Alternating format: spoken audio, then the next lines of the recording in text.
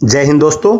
अगर आप border security force में हेड कांस्टेबल रेडियो ऑपरेटर की तैयारी कर रहे हैं और रेडियो ऑपरेटर बनना चाहते हैं तो आज की इस वीडियो में हम जानेंगे बीएसएफ एचसी रेडियो ऑपरेटर की जॉब प्रोफाइल, सैलरी कितनी मिलती है, फैमिली लाइफ कैसी रहती है, प्रमोशन का क्या सीन है, कौन कौन सी आपको फैसिलिटीज़ मिलते हैं और ये नौकरी आपके लिए सही है या नहीं है। तो वीडियो को आखिर तक जरूर देखना। चैनल पे पहली बार विजिट कर रहे हैं सब्सक्राइब जरूर कर लेना। वीडियो को लाइक नहीं करते एक लाइक जरूर कर देना।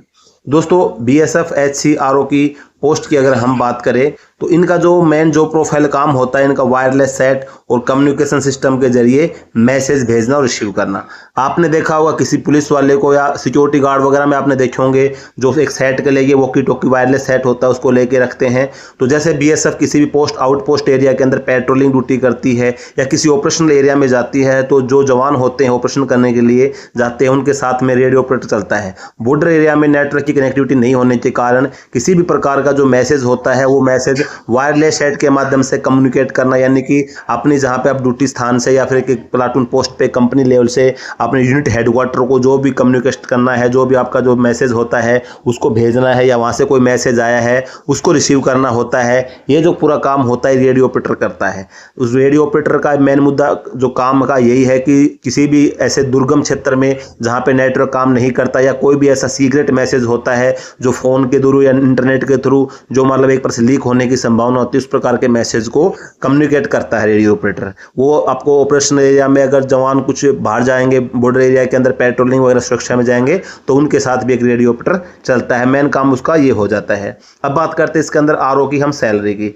तो बीएसएफ एचसी आरओ की जो सैलरी का अगर पे लेवल है ये पे लेवल 4 में आता है, जिसकी बेसिक पे 25,500 से शुरू होती है। अब 25,500 सैलरी शुरू होने के बाद में उसके बाद फिर आपको मिलता है इसके अंदर आपका रिस्क अलाउंस मिलता है, सॉरी आपका डीए मिलता है 60%। डीए के बाद में फिर आपको 10%, 20%, 30% आपका जो कैटेगरी लागू होती है उस कैटेगरी हिसाब से आपको हाउस रेंट अलाउंस यानी कि एचआरए मिलता है। आपको 4,500 रुपये से लेकर 4546 रुपये लगभग आपको राशन मनी मिल जाती है। जैसे आप भर्ती होंगे फिर आपको टीपीटी वगैरह मिलती है और उसके बाद जैसे आप ट्रेनिंग वगैरह कंप्लीट करके जिस एरिया में आप तैनात होंगे वहाँ पे जो भी अलाउंसेज होंगे वो अलाउंसेज आपको मिलते हैं। अगर हम बात करें स्टार्टिंग सैलरी की तो स्टार्टिंग सैलरी आपकी 40 से 45,000 से स्टार्ट होती है। फिर बाद में जैसे जैसे आप जहाँ जहाँ पोस्टिंग होंगे, बॉर्डर एरिया में पोस्टिंग है, हार्ड एरिया में पोस्टिंग है या फिर आपकी हाई रिस्क पोस्टिंग है तो आपको एक्स्ट्रा अलाउंस मिलता है। एक्स्ट्रा अलाउंस जो है आपका वो सैलरी आपकी 25 से 30,000 रुपये तक आपकी बढ़ा देता है। तो फिर जैसे आप ट्रेनिंग वगैरह कंप्लीट कर ले तो आपकी जो सैलरी होगी 70-75,000 रुपये के आसपास पहुँच जाती है। तो ये तो अगर आपको सैलरी के ऊपर डिटेल वीडियो चाहिए कि हमारे को टोटल सैलरी कितनी मिलेगी, कौन कौन से अलाउंसेज मिलते हैं, कितनी कटौती होती है, तो आप कमेंट सैलरी कमेंट में लिखना। मैं अब सैलरी के ऊपर आपके लिए डिटेल वीडियो लेके आऊंगा। तो ये तो होगी सैलरी की बात। अब बात करते हैं हम इसके अंदर फैमिली लाइफ की। तो देखो अगर आप बीएसएफ के अंदर भर्ती हो रहे हैं तो फैमिली लाइफ देखो बीएसएफ की नौकरी है, किसी भी बेल्ट की नौकरी में आप फोर्स में जा रहे हैं तो ये आपकी जो फैमिली लाइफ होती है वो डिपेंड करती है आपके पोस्टिंग पैलेस पे। क्योंकि पोस्टिंग फैमिली लाइफ में आपको क्या है, कुछ एरिया ऐसे होंगे कि जैसे मान के चलो कि आपकी पोस्टिंग पंजाब के अंदर है जहाँ से मान लो पाकिस्तान का बॉर्डर टच होता है तो वहाँ पे एरिया बिल्कुल ठीक है, पंजाब के अंदर आप अपना परिवार को साथ रखने का मौका मिल जाता है। उसी का बजट मान लो आपकी पोस्टिंग कश्मीर से बड़े बॉर्डर से लगती हुई तो वहां पे नहीं रखने का मौका मिलता है। एक प्रकार से देखा जाए तो आपकी जो फैमिली लाइफ होती है वो आपकी डिपेंड करेगी कि आपकी पोस्टिंग किस एरिया के अंदर रह रही है। अगर आपकी पोस्टिंग प्लेन इलाके में तो आपको परिवार साथ रखने का मौका मिलता है, कुछ इलाके में आपको नहीं मिलेगा। तो ये आप 100% ये नहीं बोल सकते जितनी आपकी सर्विस आप करेंगे सब पूरी सर्विस में आपको फैमिली रखने का मौका मिल जाएगा, वो पॉसिबल नहीं है। हालांकि आपको छुट्टियां मिल जाती है अच्छी खासी, साल के अंदर आप 80 से लेकर 90 दिन तक की छुट्टियां मिल जाती हैं जिसमें आपको 60 दिन की ईएल मिलती है और 15 दिन की आपको सीएल मिलती है। 15 दिन की सीएल के अंदर आपको संडे है, जीएच है, आरएच है, वो एक्स्ट्रा मिल के आपकी वो छुट्टी 20 से 25 दिन की पड़ जाती है। तो इस प्रकार से आप देखेंगे तो एक साल के अंदर आपको 80 से 90 दिन की छुट्टियां भी मिल जाती हैं। अब बात करें इसके अंदर फैसिलिटीज की, आपको कौन कौन सी सुविधाएं मिलती हैं। तो देखो बीएसएफ एचसीआरएम से अगर आप भर्ती होते हैं तो आप सेंट्रल गवर्नमेंट के कर्मचारी हैं। सेंट्रल गवर्नमेंट के कर्मचारियों को केंद्र सरकार के द्वारा जो भी सुविधाएं मुहैया करवाई जाती हैं उन सभी सुविधाओं के हकदार आप होते हैं। एग्जाम्पल के लिए आप देखें जैसे आपको मेडिकल फैसिलिटी मिल जाती है। मेडिकल फैसिलिटीज में आप सीजीएचएस कार्ड अपना बनवा सकते हैं। आपकी सैलरी से 250 रुपये का हर महीने कटौती होगी और 250 रुपये कटौती होने के बाद में आप और आपका जो पूरा परिवार होगा वो सीजीएचएस के पैनल के अंतर्गत आ जाता है। आप सीजीएचएस डिस्पेंसरी में जाकर अपना ट्रीटमेंट ले सकते हैं या फिर आप अपने सीजीएचएस हॉस्पिटल जो है डिस्पेंसरी से ट्रांसफर अपना रेफर करा के उसमें अपना ट्रीटमेंट करवा सकते हैं। तो CGHS कार्ड आपका बन जाता है। आयुष्मान कार्ड की फैसिलिटी आपको मिल जाती है। जैसे आप भर्ती होंगे, भर्ती होने के बाद आपका और आपके परिवार का सभी का आयुष्मान कार्ड बन जाएगा, तो आयुष्मान फैसिलिटीज़ का फ़ायदा उठा सकते हैं। साथ ही CAPF हॉस्पिटल या फिर BSF की जो हॉस्पिटल होती हैं उनके अंदर आपको ट्रीटमेंट की सुविधा मिल जाती है। तो ये तो बात होगी मेडिकल फैसिलिटीज़ की। उसके बाद आपको जो कैंटीन फैसिलिटीज़ मिल जाती है। कैंटीन फैसिलिटीज़ में आप जो CPC यानी कि सेंट्रल पुलिस कैंटीन कोई भी है, जो BSF की है, CRPF की है, ITBP की है, SSB की है, CISF की है, किसी भी फोर्स की कैंटीन में जाके आप अपना सामान, घरेलू सामान जो भी होता है वो खरीद सकते हैं।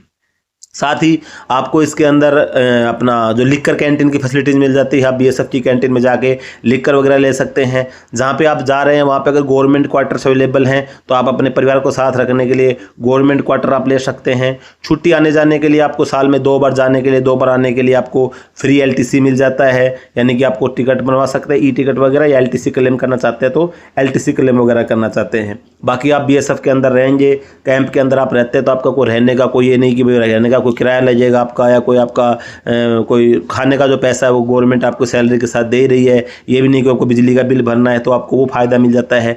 आपको यूनिफॉर्म वगैरह के लिए एक साल के अंदर लगभग 12,500 रुपये आपको यूनिफॉर्म अलाउंस मिल जाता है। तो इस प्रकार से बहुत सारी फैसिलिटीज़ आपको BSF के अंदर देखने को मिलती हैं। अगर आप BSF HC RO बन जाते हैं तो इन सभी फैसिलिटियों के आप हकदार होते हैं। अब बात करें इसके अंदर BSF के अंदर पोस्टिंग, पहले इसकी आपकी पोस्टिंग कहाँ होगी, तो देखो BSF के अंदर आप जब पोस्टिंग हो जाएंगे तो BSF का जहाँ भी कैंप होगा ऑल ओवर इंडिया के अंदर कहीं भी आपकी पोस्टिंग हो सकती है।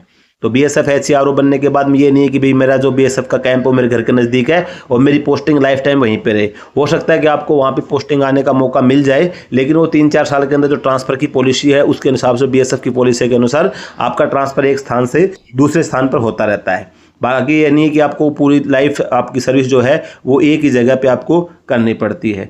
ओवरऑल अगर देखा जाए इसके अंदर प्रमोशन की बात करें तो प्रमोशन भी आपको इसके अंदर हेड कांस्टेबल, रेडियो ऑपरेटर्स, फिर आप ASI RO बनते हैं, ASI से फिर SI RO बनते हैं। इस प्रकार से आपका टाइम से टाइम लोकल प्रमोशन के थ्रू आपका प्रमोशन होता रहता है।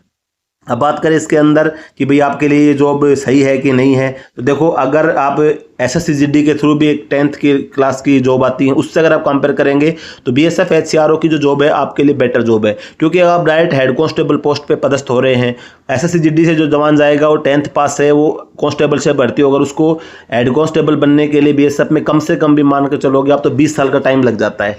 और जो उसको 20 साल का जो टाइम कवर करेगा सिपाही की नौकरी में, उसकी बजाय आप डायरेक्ट हेड कांस्टेबल रैंक पे आप बन रहे हैं। तो ये थोड़ा सा बेनिफिट मिलता है आपको कि आप डायरेक्ट हेड कांस्टेबल पे बनते हैं और आपकी जो गवर्नमेंट, आपकी जो ड्यूटी का नेचर है वो भी एक GD की तुलना में बढ़िया, आपको एक ये थोड़ी जो ड्यूटी आपकी है रेडियो ऑपरेटर की वही ड्यूटी करनी पड़ती है। बाकी ओवरऑल अगर देखा जाए तो मेरे नज़र में अगर आप फोर्स ज्वाइन करना चाहते हैं, देखो सिविल से कंपेयर करेंगे तो अलग बात है, बाकी फोर्स में अगर आप जाना चाहते हैं तो BSF HC RO की जो प्रोफाइल आपके लिए बढ़िया रहेगी।